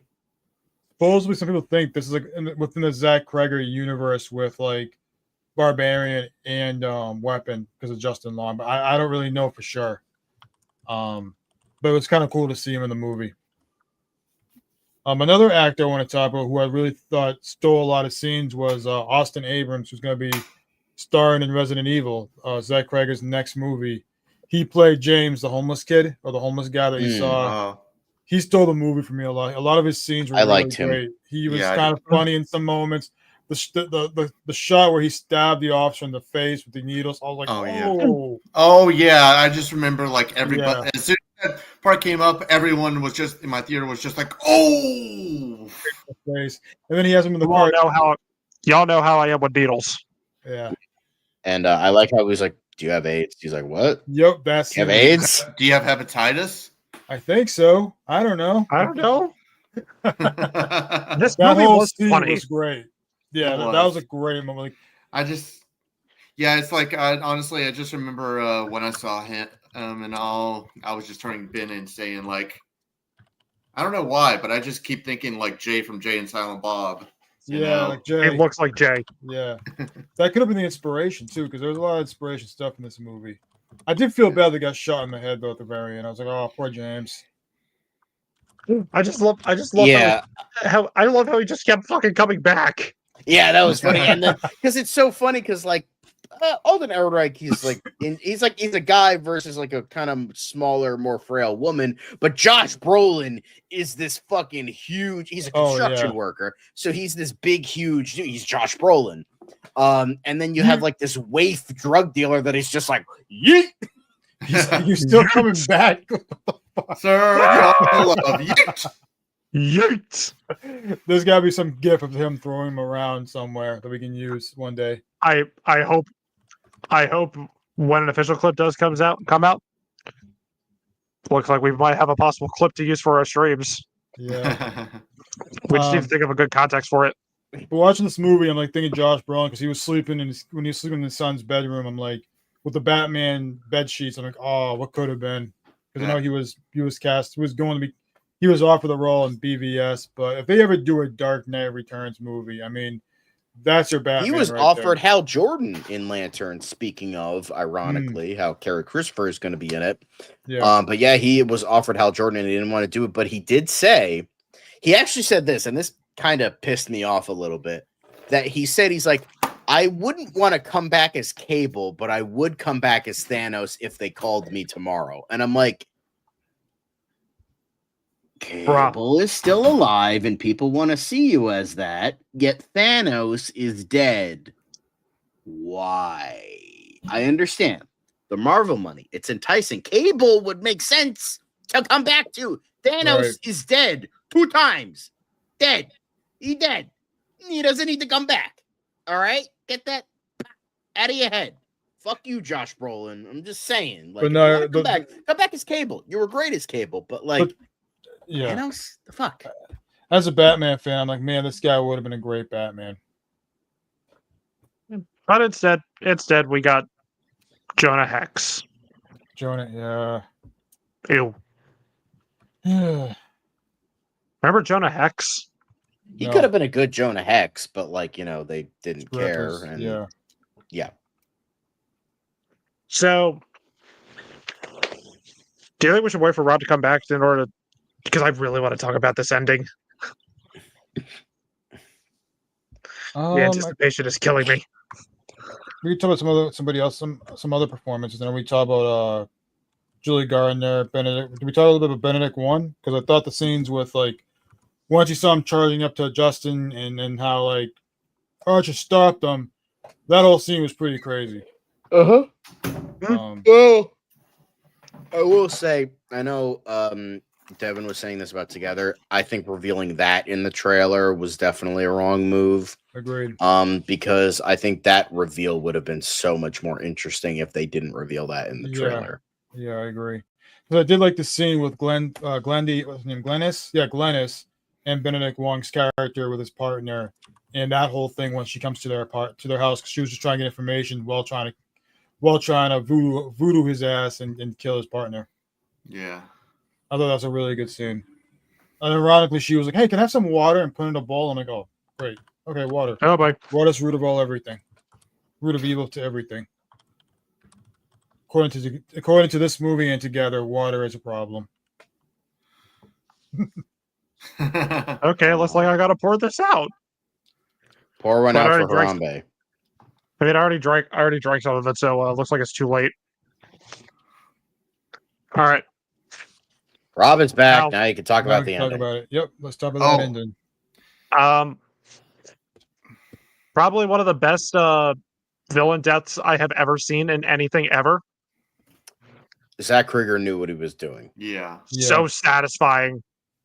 it was. Just because learning her plan, like learning that she's a witch and she was gonna use all these kids, like harness their energy.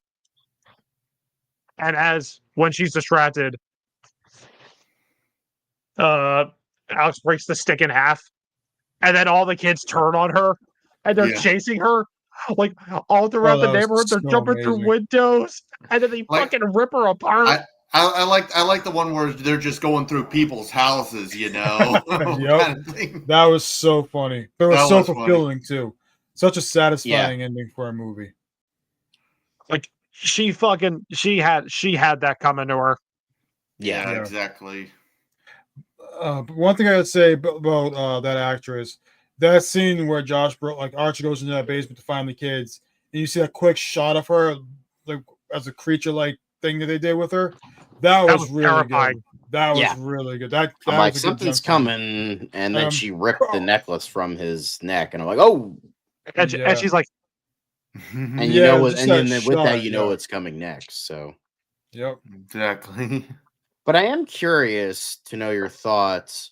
Why did Josh Brolin go back to normal, but the parents and the kids didn't? Is it because they were under a trance longer, or what? that was probably it, because they were under that trance for a while. Yeah, they Yeah. were. Yeah. Prefer well, no, Paul got killed, so Paul wasn't really. Paul and James. Paul and James got yeah. killed, so we don't know what happened don't with know what them. Yeah, what the effects would have been. But yeah, because the kids and the parents, they were like that for what, a few weeks? I think so. Mhm. Or about a month. I think it was only I think it was only a couple No, weeks. remember, I think on the radio they said it's been 30 days since the kids went missing. So, Okay, so about a month. Then. Oh, and the it's thing about- is, okay. I would assume if they witnessed everything, like if they were like aware but couldn't do anything, then they are definitely, traumatized. That explains why they're catatonic. So, yeah. Yeah, I had the same question as well. Once Archer came back, I'm like, oh, okay, but yeah, everybody else is still kind of like a vegetable, sadly. Yeah. Another scene I want to talk about was what's his name? Alex's parents. That scene where Justin's just sleeping outside of their house, and you see the door creepily opened up, and you see her coming out with the scissors. yeah, That was another good jump scene, or a That good was. creepy type. 'Cause Scene. You didn't know what she was gonna do. it was so funny because it's like I didn't know what she was holding. I couldn't really see it. And it's just like the fact that she's walking so awkwardly. I'm like, oh, and it's just this long drawn out scene. It's like, what the fuck is gonna happen? And you're like, oh, you think it's like, oh, they can't get into the car. And then when she opens the trunk, my entire theater was like, That's what Okay. that's because honestly, I just remember like as soon as Justine, she was asleep in the car, and then you see someone creeping up.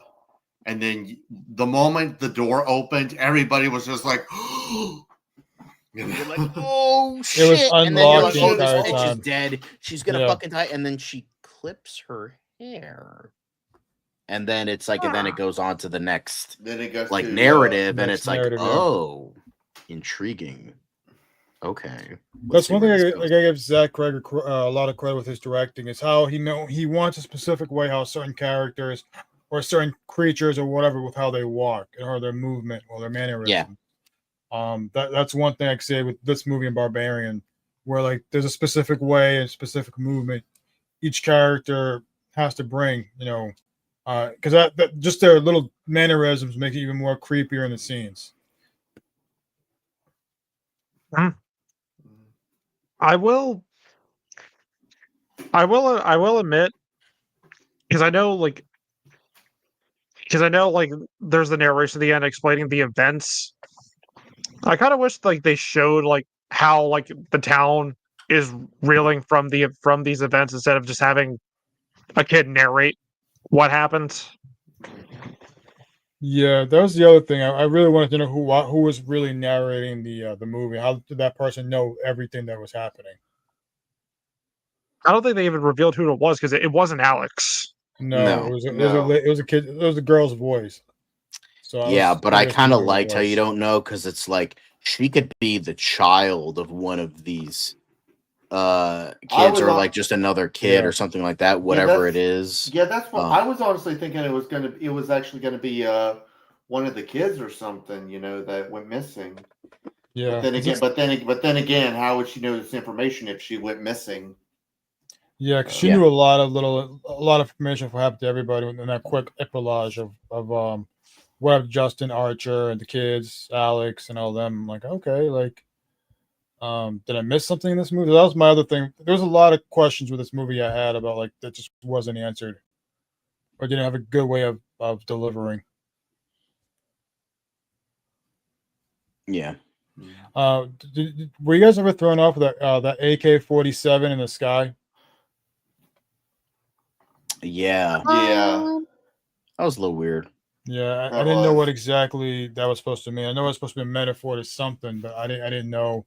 Some people theorizing that it had something to do with mass shootings or school shootings. Because the thing with Archer's with Josh Brolin's character Archer is that his son Matt would have been a shooter one day or something. Because that's how some of the other parents treated him as like his son had something to do with mass shooting. It's kind of out there or a theory with some audience, but I don't know. I just was like, Yeah. Oh gee,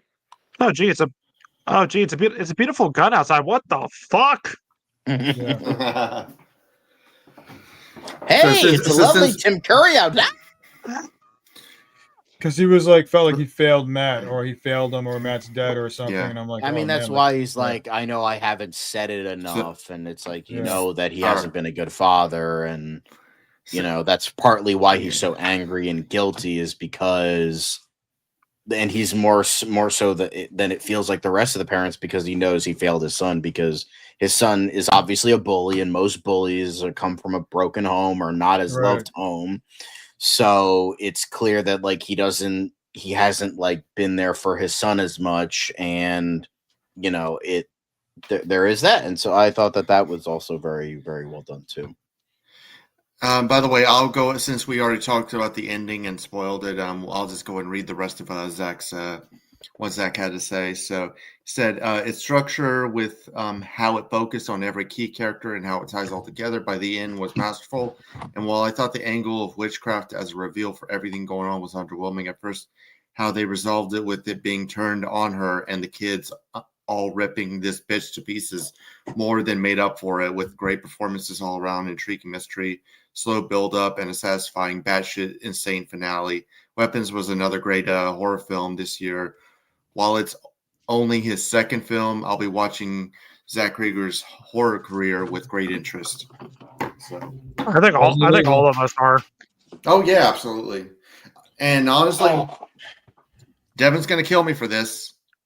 I prefer this more than Together. Same here. Oh, okay. I'm with Devin. I prefer Together than Weapons. Yeah, I mean, And it's like both are excellent. I mean, don't get me wrong. I mean, Devin, I gave it a 9 out of 10. That's still a great score. I'm not offended. Yeah, I'm not offended. So it's fine. I do. I mean, both made my top so far. Both made my top 10 of the year. Yeah. I mean, I'd be offended if someone said this is like Skinamarink or like a really bad horror movie, or something ridiculous. Apparently, there are some people that don't really like this movie. Same with both this and Together. That I've seen a lot of bad reviews for both. So it's just like, I mean, everybody has different tastes. You could also say that with a lot of newer horror movies. Yeah. Like movies that critics love but audiences hate. Like yeah. Like there's this one dude on YouTube. His name is Rambo Rat for Life. Like he basically like hates like every A24 horror movie. Like he hates The Witch, he hates The Lighthouse, he hates Hereditary, he hates Midsummer, he hates Talk to Me. Like basically any like critically acclaimed like horror movie he doesn't like. My favorite horror movie is actually like Smile, or I don't know. He didn't like Smile either, so Is there any Good. horror movie he likes? I mean, I know he's a big fan of The Thing. All right, he's not a total loss. I mean, we all know like there's critically acclaimed horror movies that came out that we don't like. I mentioned it in my popular films we don't like stream. I hate the 2021 Candyman. Me too. I Yeah. didn't like. I hated Blair Witch Project. Is there one I really hate? Rob and I hated Smile. Yeah. I hate The Shining. Yeah. You didn't like Poltergeist either, right? I don't hate Poltergeist. I just think it's overrated. It's still like a good movie. However, in terms of Toby Hooper, it doesn't even crack the top 5, I don't think. But I guess we'll get into our final thoughts. Yes. So weapons to me was excellent. Just it's another win for Zach Cregger. You know, it was funny. It was like Put Together. It was funny. It was scary. It had interesting, well-developed characters. A story that kept you interested whole way through for a 2-hour runtime. The pacing was brisk. Not once is it boring. Yes. And this is another 10 out of 10 for me. One of my favorites of the year. Go check it out. Yes. So for me, I thought everything was pretty much perfect. Maybe like a couple of nitpicks here and there. Like I felt Paul's narrative was maybe not totally necessary, but even then, that's like a nitpick at most. I loved everything about this movie. The acting is some of the best I've seen in a movie all year. Amy Madigan and Carrie Christopher give absolutely amazing performances. It's paced wonderfully. This is one of the few times an over 2-hour horror movie actually works. And it goes all sorts of twists and turns that are effective. The narrative structure is really interesting, beautifully shot, beautifully edited, and I cannot think of anything actually wrong with this. So because of that, I just have to give it a 10 out of 10. It's just genuinely like, I would say it's a perfect movie in my eyes, but it's just like, I just legit can't think of anything wrong with it. Even the more like sillier or funnier aspects that a lot of people didn't like. I love this movie. Yeah, I would say for me, this movie is this is honestly easily my new favorite horror movie of the year. And I'm going to be honest, I could definitely see this being in at least the top 5. So at least the top 5 of the year. The acting is perfect. The writing is great. It's a movie that makes you think, make you try to guess along with the characters on what's going on, you know. Mm-hmm. And I love that kind of style, you know. And I can't think of anything wrong with this movie either. So, I mean, I'm going to be honest. I'm going to go perfect 10 out of 10. It didn't meet my expectations, but the first half is really good, really great. It's going to get an audience really into this movie. I think the second half is where a lot of people are going to get confused. They're going to get mixed with what's going on. The performances, there's no bad performance, and everybody does a great job. This is definitely a movie I would say check out in theaters. And if you want to know more about Zach Cregger's work, stay tuned for Resident Evil, which is his next movie. And I would recommend to check out Barbarian. My score for this movie is an 8 out of 10.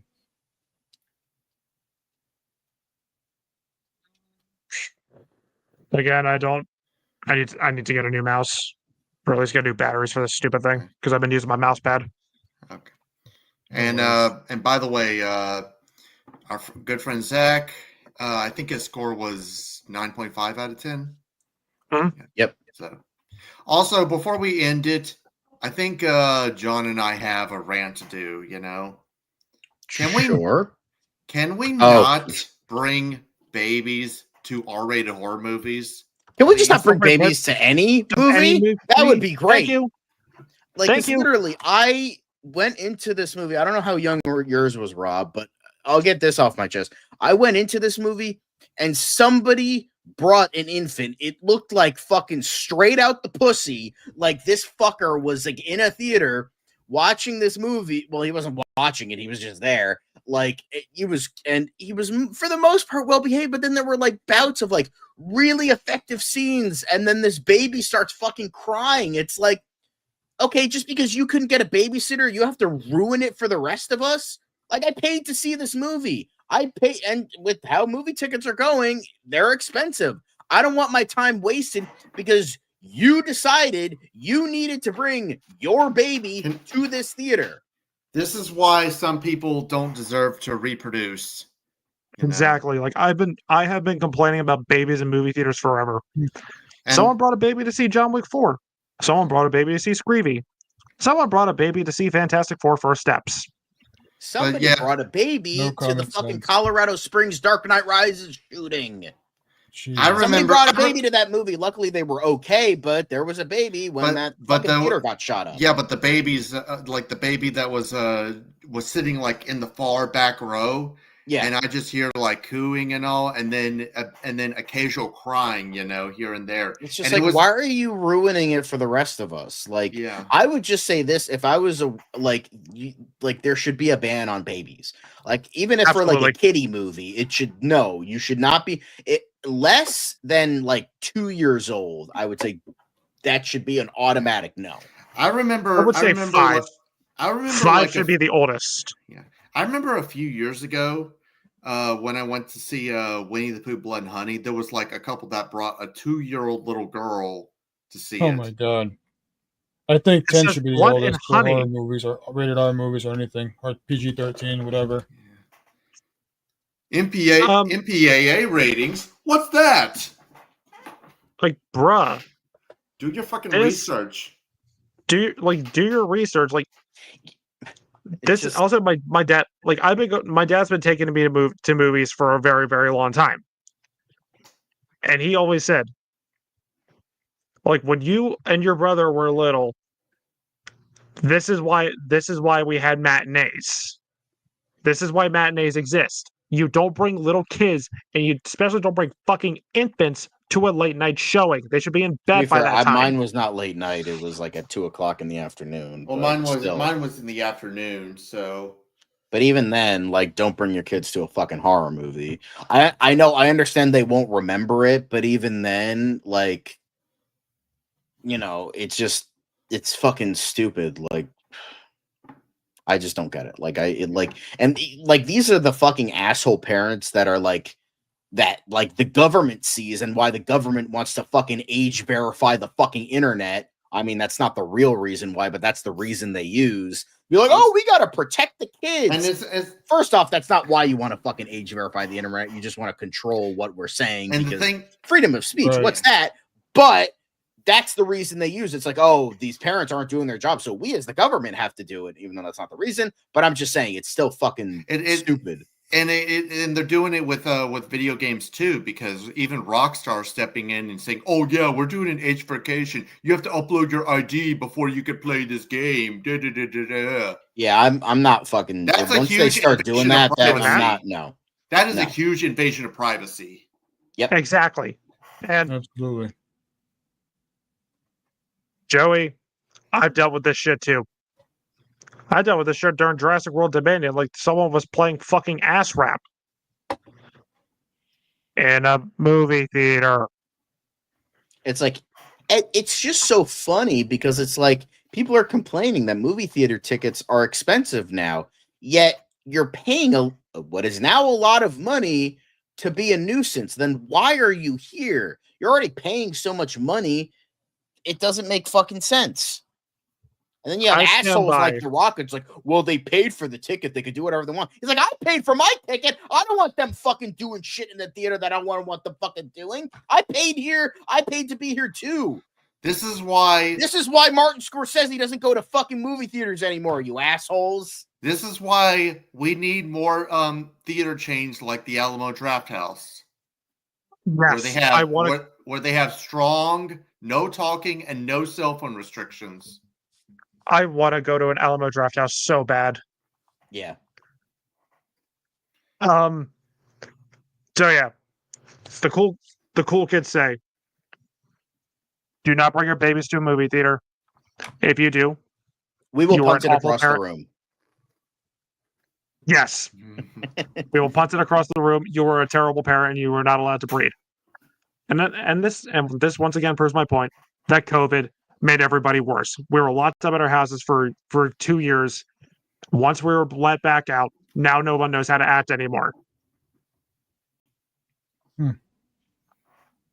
And this is why I know I'm rambling right now, but Eddington, the newest movie by Ari Aster, one of the cool kids, except for me, is like least favorite director is Ari Aster.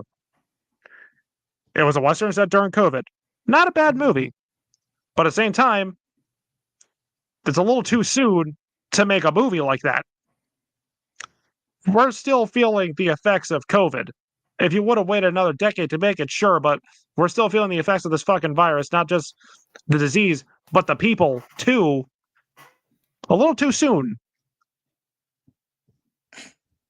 But that's just me.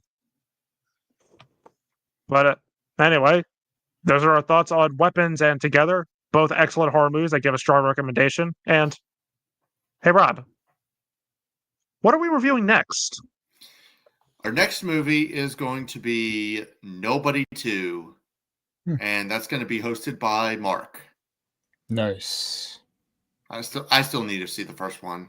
Not going to lie. Good stuff. Same. I think it's We might on not- Peacock. I'm probably not going to make that one just because I have a concert next Saturday, but I'll be sure to give like a summary or like a review. But anyway, thank you for enjoying this double feature What the Fuck-a-thon review. Subscribe to the channel, support your local theaters by watching good movies, and always remember,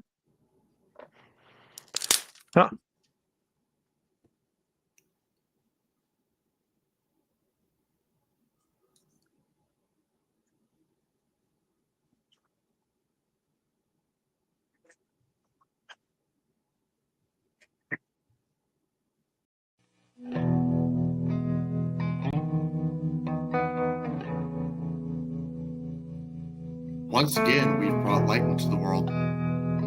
You're welcome, America.